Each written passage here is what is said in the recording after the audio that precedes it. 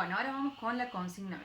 Dice, de acuerdo a lo leído y relacionándolo con lo visto y repasado previamente, ¿en qué estado de fase G0 ingresan las células infectadas por coronavirus? ¿Por qué? Bueno, esta pregunta hacía referencia, ¿sí? Si entraba a fase G0 quiescente o a fase G0 senescente. Recordemos que una célula que entra en fase G0 quiescente es una célula que es metabólicamente activa, cumple todas sus funciones metabólicas, ¿sí? Catabólicas y anabólicas, cumple con todas sus funciones, como la neurona, como las células del corazón, cumple con todas sus funciones, no se autodestruye, ¿sí? Simplemente que no se va a dividir. Las neuronas, recordemos que no se pueden dividir, ¿sí? No puede una neurona generar neuronas nuevas. Entonces, y las células del miocardio se mantienen en pausa, su ciclo celular, ¿sí? Quiescentes, son metabólicamente activas, no se dividen hasta que en un momento dado retoman el ciclo celular y se dividen. ¿Sí? Esa era la diferencia entre la neurona y la célula del miocardio, pero ambos eran quiescentes. Se mantenían en pausa su ciclo, no se dividían. Las células que son infectadas por el virus, entonces se autodestruyen. No son quiescentes, sino son metabólicamente activas.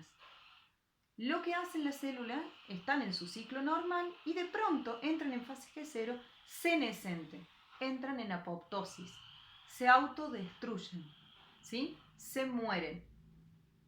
¿Por qué?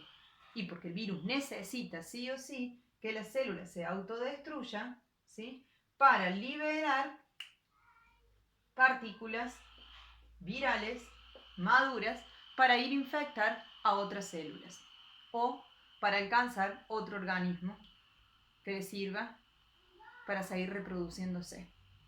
¿Sí? Son una máquina de generar partículas virales. Es lo único que les importa. Ni saben ellos el daño que nos generan. O eso es lo que creemos. ¿Sí? Entonces, las células, como dice, las células infectadas por coronavirus entran en fase G0 senescente. ¿Sí?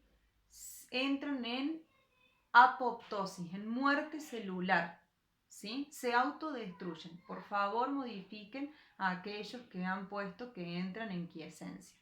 O, para que queden claros, en aquellos en los que no han podido resolver esa pregunta, ¿sí? Bien. Después dice, ¿qué pasaría si una célula de nuestro cuerpo no entra en fase G0? Nunca.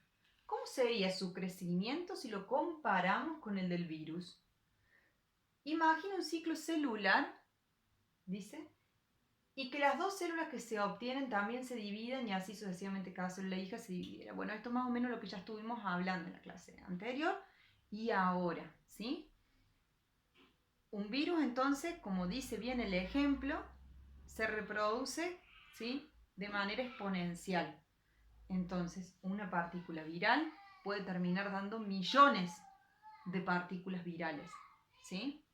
¿Por qué? Porque una partícula viral da 10.000, esas 10.000, ¿sí? Van a dar 20.000, esas 20.000 van a dar 40.000, esas 40.000, y así sucesivamente, exponencialmente, ¿sí? De una partícula viral podemos llegar a 100.000. Una locura.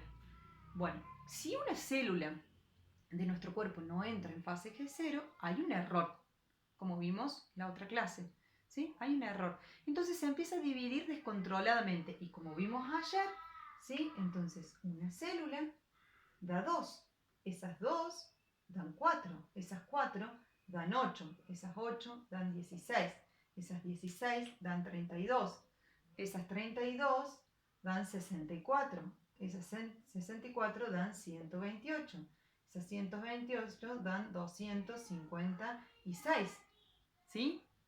Y así sucesivamente.